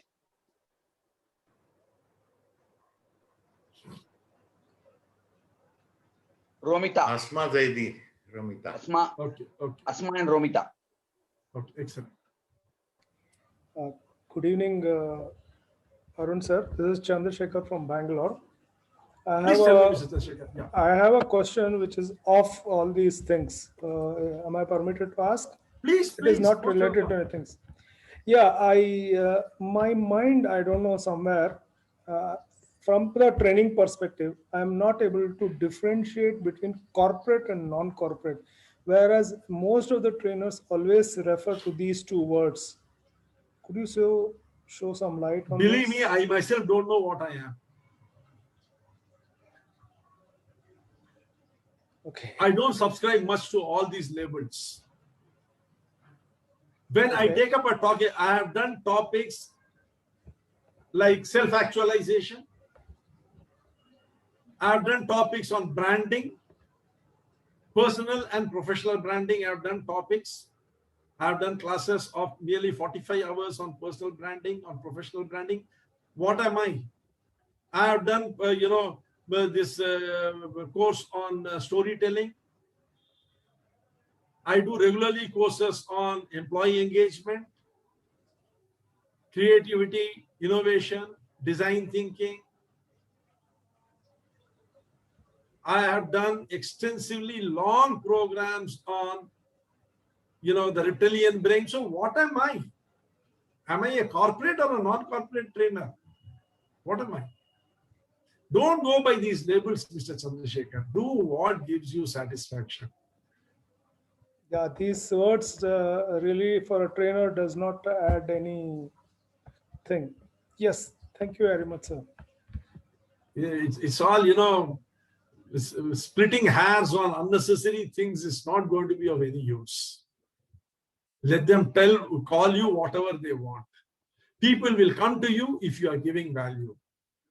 People will not come to you if you don't give value. Just because we call ourselves a corporate trainer, it doesn't make any difference to the world. I can call myself the president of the USA, but do you mean to tell me the US Congress will listen to me? I agree that.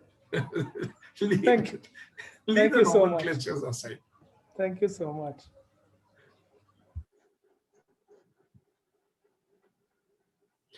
Yes. Any other questions?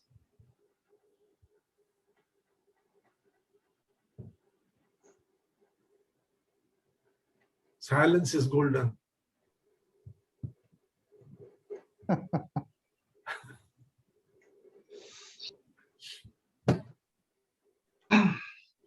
Silence of so many trainers. Imagine. Imagine the magic. Yeah, silence everybody. Silence is meditation.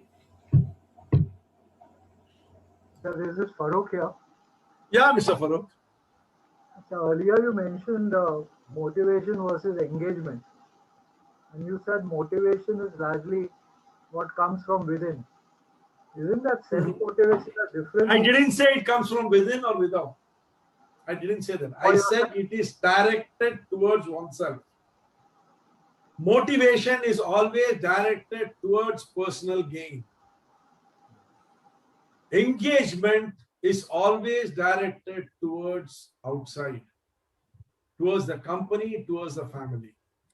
That is engagement. Does not motivation lead to engagement? Of course it can. Depends upon the circumstances. And depends upon how he is treated. See, I had conducted a program on employee engagement. There are many people here who have attended. There we had discussed how to transition from motivation to engagement.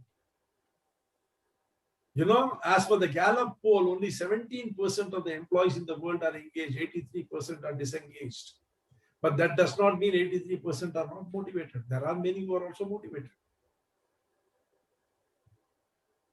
One of the biggest problems corporates face is when a motivated employee leaves. What does he do? When a senior motivated employee, a highly motivated employee at a senior level leaves, he pulls with him dozens of people who are working under him. What good does he do to the organization and to the people who he is pulling? Is he pulling them for their benefit or for his benefit? Ask yourself this question. You will understand the difference between motivation and engagement. A company which has fed you all these days, which has given you a platform from which you can grow and build your career, you are making a hole in that organization by taking away 20 people along with you. Why? You want to go for greener pastures, go. Why do you want to make a hole in that organization? Can't you go and build a team for yourself there? Are you so incapable that you can't go and build a team for yourself? Do you need to take these people and make a hole in this company? Is that your level of loyalty? This happens when an employee is motivated to grow and will use any means to grow. But an engaged employee will never do that. Even if he has to go in search of greener pastures, it's always possible that he might not have an opportunity in this organization at the given moment due to various circumstances.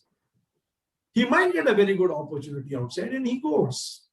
But when he does, he will maintain good relationship with his ex-company also and want that company also to prosper. He will not make any, he will not do anything which will disturb that organization. He will have faith on his capability to build a new team altogether and continue with it. When he pulls these 20 people, what good is he doing to these 20 people? He is taking them not for their welfare, but so that his life will be more comfortable there.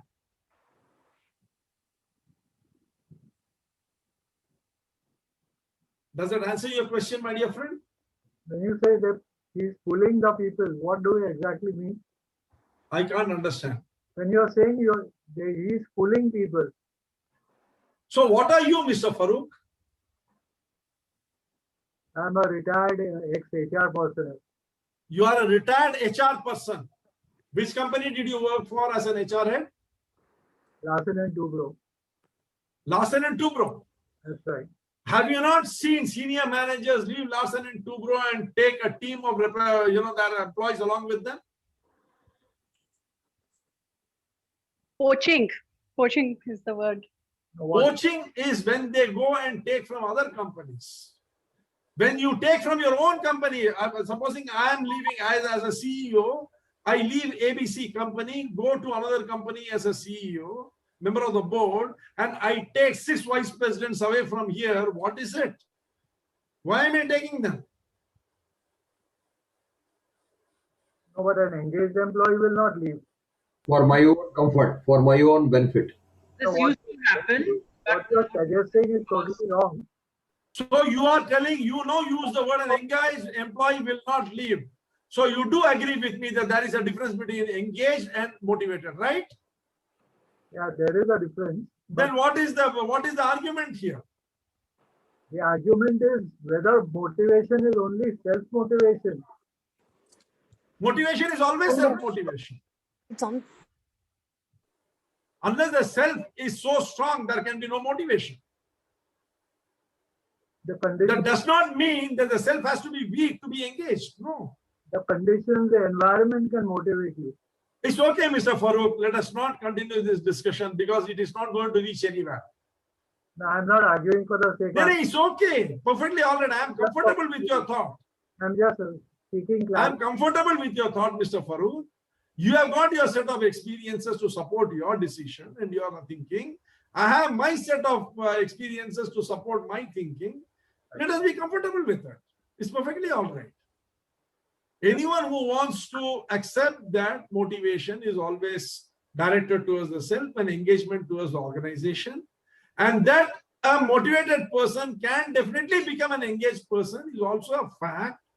In fact, my program on employee engagement is all about how to transition and help an employee transition from being a motivated person to a engaged person. You must have heard of the company called GP Strategies, which has got a division called Blessing White. Being an HR, I'm sure you are aware of this, right, Mr. Farooq? Yeah, I've heard of it.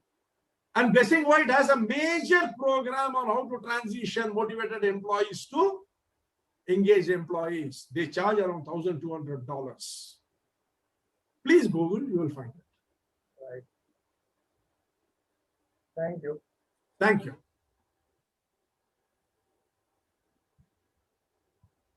Yes, any other questions?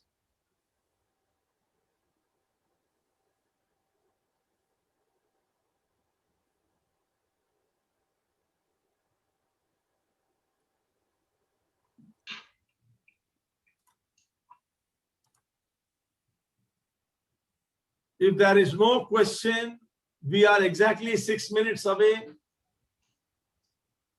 from 9. Arun, this Mohan here. Yes, Mohan. I have one perhaps last question. Now, you mentioned about this cognitive learning and also its application, how well it can be applied in the online training programs when we conduct it. What are the essentials of it and how they become the bedrock of online training? I love your question, Mohan. It is like asking me to recount the entire Ramayana exactly at the last minute, giving me 1 minute. Okay, so the reason... And that too, you're not talking about the abridged version. You want the entire Tulsidas Ramayana to be told. What I'm asking... I have not done you any discredit, Mohan, in my lifetime, as I can remember. Why are you giving such an onerous... Now you see, you are making me want to talk about time management. You see, every work requires a certain amount of time to be done. Time to do it. Okay. Now, very briefly, I'm telling you, you see, cognitive learning follows the principle that the student should want to learn.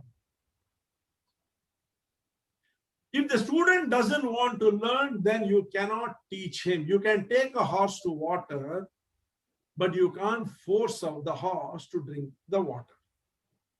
It is based upon that principle. Now, another thing, let me tell you. I don't know how far the offline training programs have researched, learned the science of learning. I don't know. Because you see, I don't have any experience. I have conducted around 70, 80 programs offline, but all those were at the highest level of the corporates when I was a CEO for 26 years.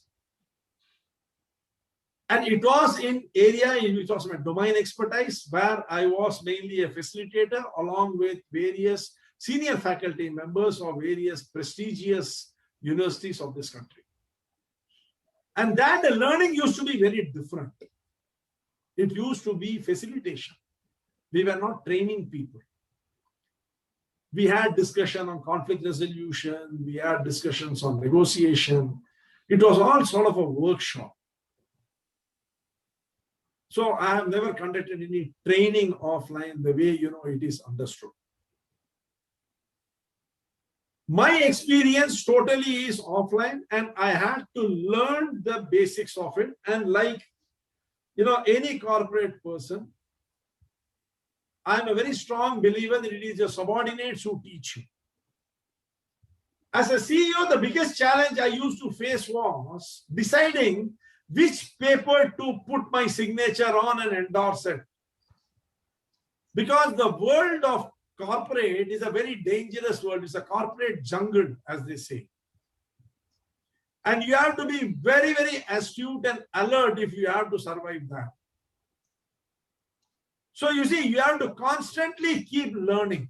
Whenever a paper used to come in front of me, I always used to say, okay, leave it here. I will discuss with you tomorrow or day after. Take it, go, learn about it, understand it, then decide what is to be done.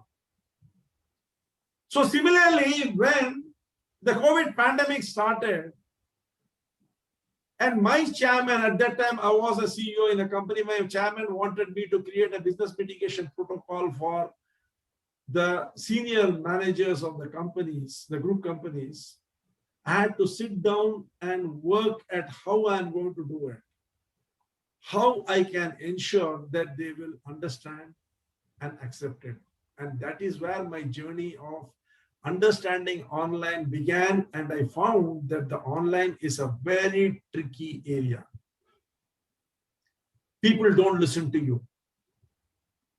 They mute the video. You call the name, you keep calling, they don't come, and then suddenly they come and tell, there was a problem with the bandwidth, that's why I could not see. Did you please repeat? That means what? He was not there at all.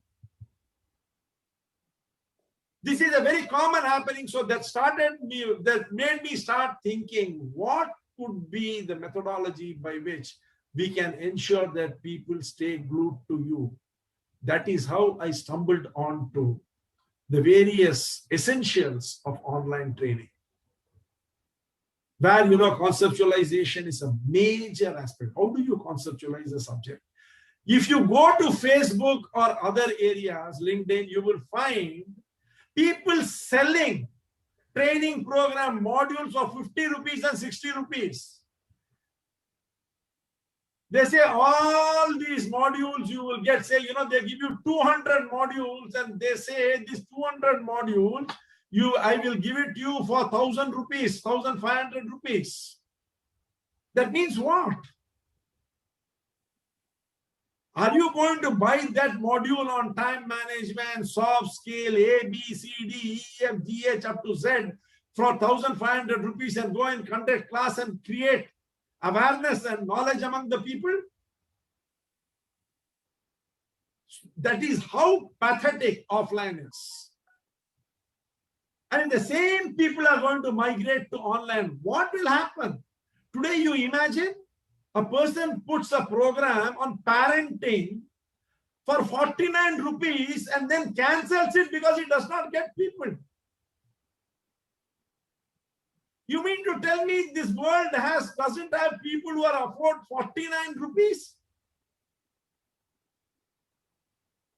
It is not that they can't afford 49. It is that they don't see value in it. So how do you create value? That is where conceptualization comes. So you create a good concept. Then how do you structure it? You have to go and deliver it for 3 hours, 4 hours, 10 days, 15 days. The bigger the topic, the more important the topic, the bigger it will be. How are you going to drive the entire program?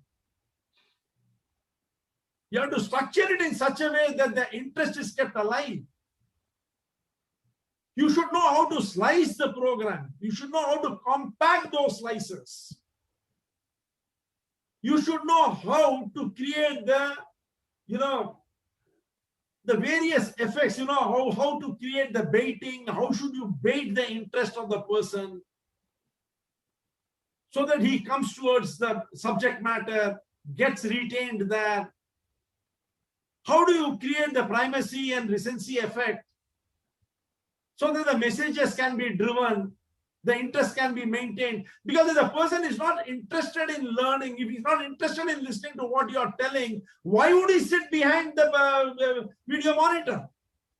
There are 1,000 and more important things for him to do other than to sit there and listen to you blabber. How do you transition from one segment to the other? Have we not been punished by trainers who are so jumpy and choppy with their subject? From one to the other, they keep jumping without any link. After 15 minutes, you don't know where they were. Please understand one thing. We are in an era of goldfish concentration. That means a goldfish can't concentrate on a particular subject for more than 9 seconds. Studies have shown that the human attention span has reduced to 9 seconds. My dear friend, not minutes, seconds. If you cannot hold that attention for 9 seconds, you're lost. And imagine, all this is happening at a time when over 7 billion people the world over are called upon to upskill themselves. Societies are collapsing. Social structures are collapsing. Corporates are collapsing. Education system is collapsing. The way people are learning is changing. It is trainers who are going to drive the next coming era. I'm telling you, they are going to be the bridge between the past and the future. They will have to learn how to drive a training session, holding the attention of the people for hours on it. Hours, not minutes, not seconds. And give value. Create a desire in the people to want to learn more. Because you see, what you can teach in these couple of hours is like a grain of sand. What they can learn on their own, if their interest is generated, is enormous. As they say, knowledge is the ever-increasing circle of ignorance.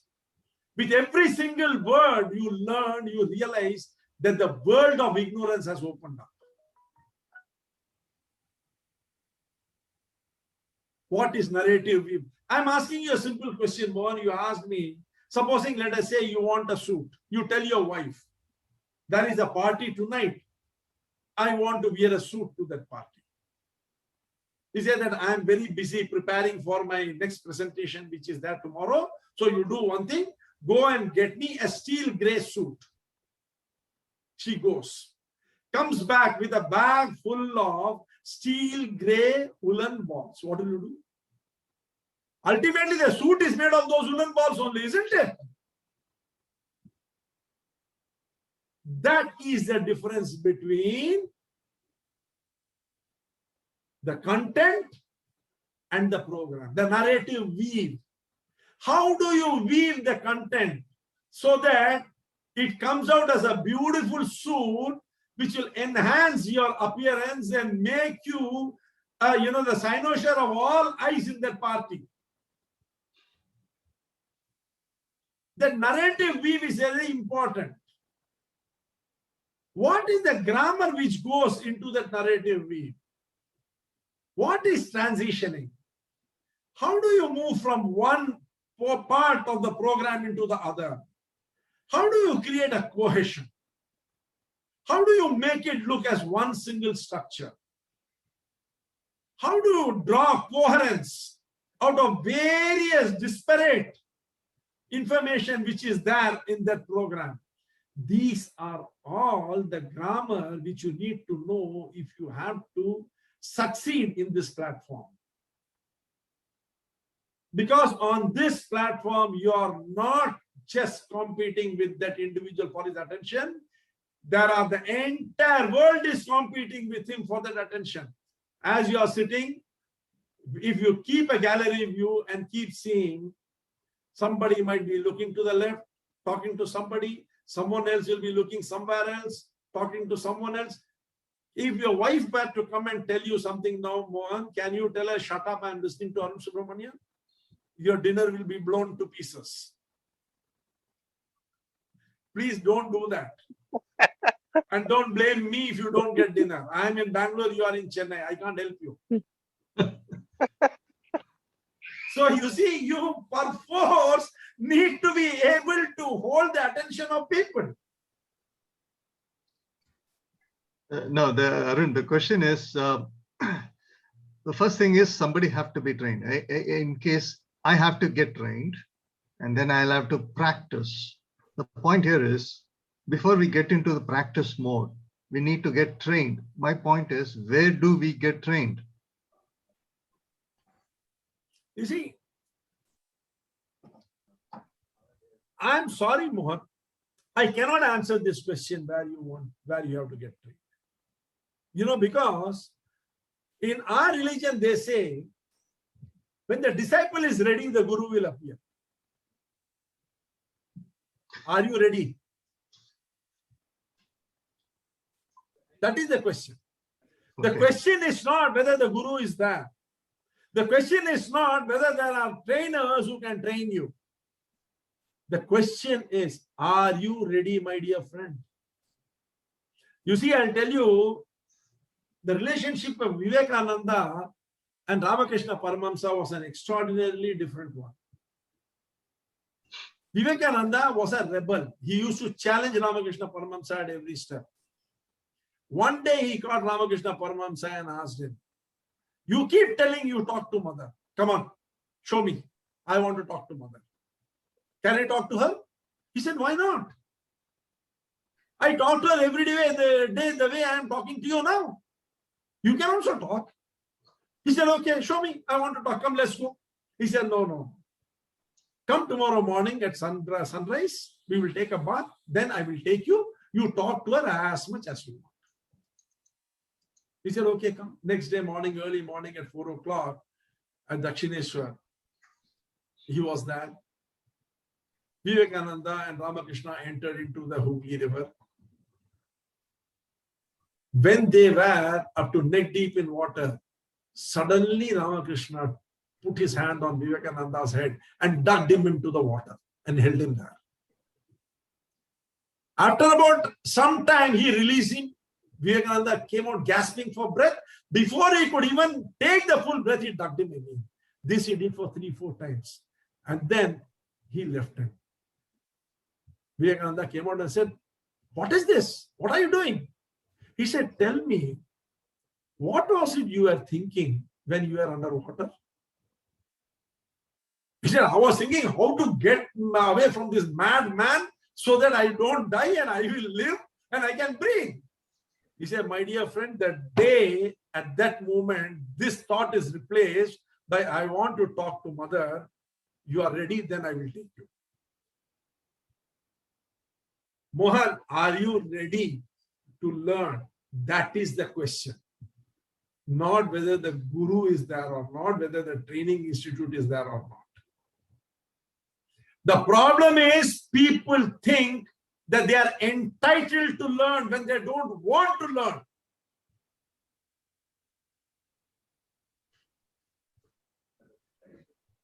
Can I share a thought from Vallalaradigal Please, please. to Mogan? ஒரு 3 வார்த்தை தமிழ் வார்த்தை. பசித்திரு, தனித்திரு, விழித்திரு. Perhaps that can answer the question.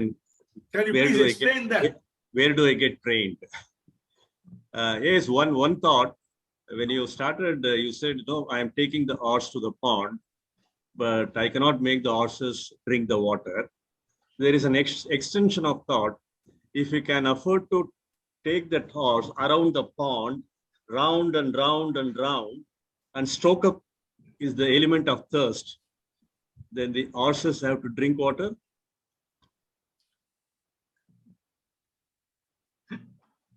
True. All right. Thank you.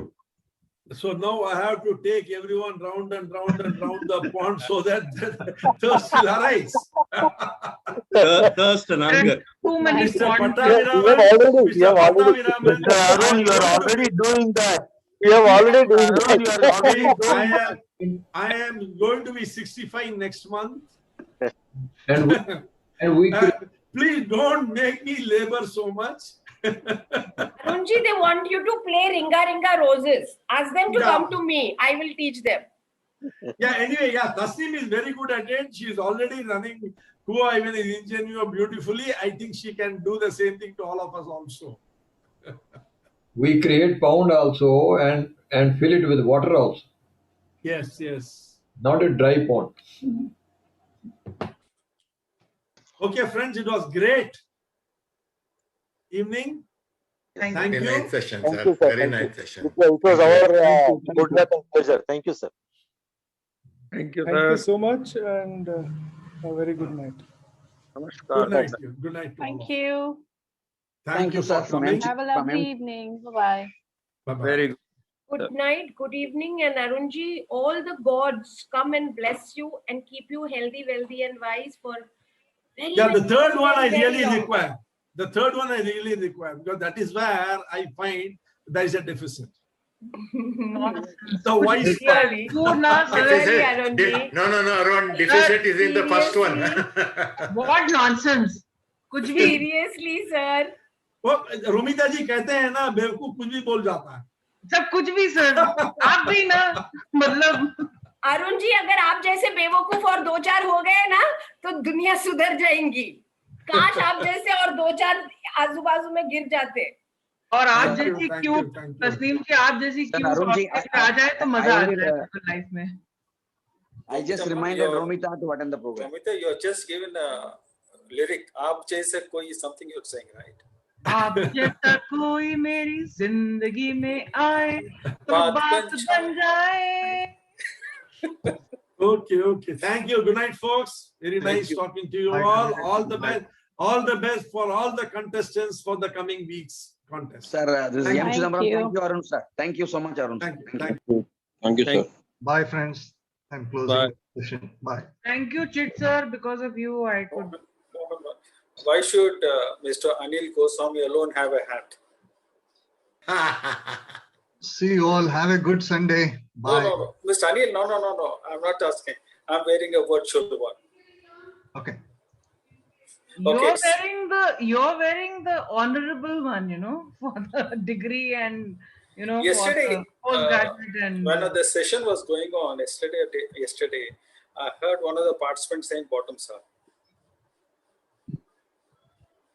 But I was not present at the fag end of the session, so I carried that memory to this day as well. Okay. I think it's Mohan. I think Mohan seems restless. I will take leave of you all. Thank you. Bye-bye. See you. Bye. Have a nice Vijay. day.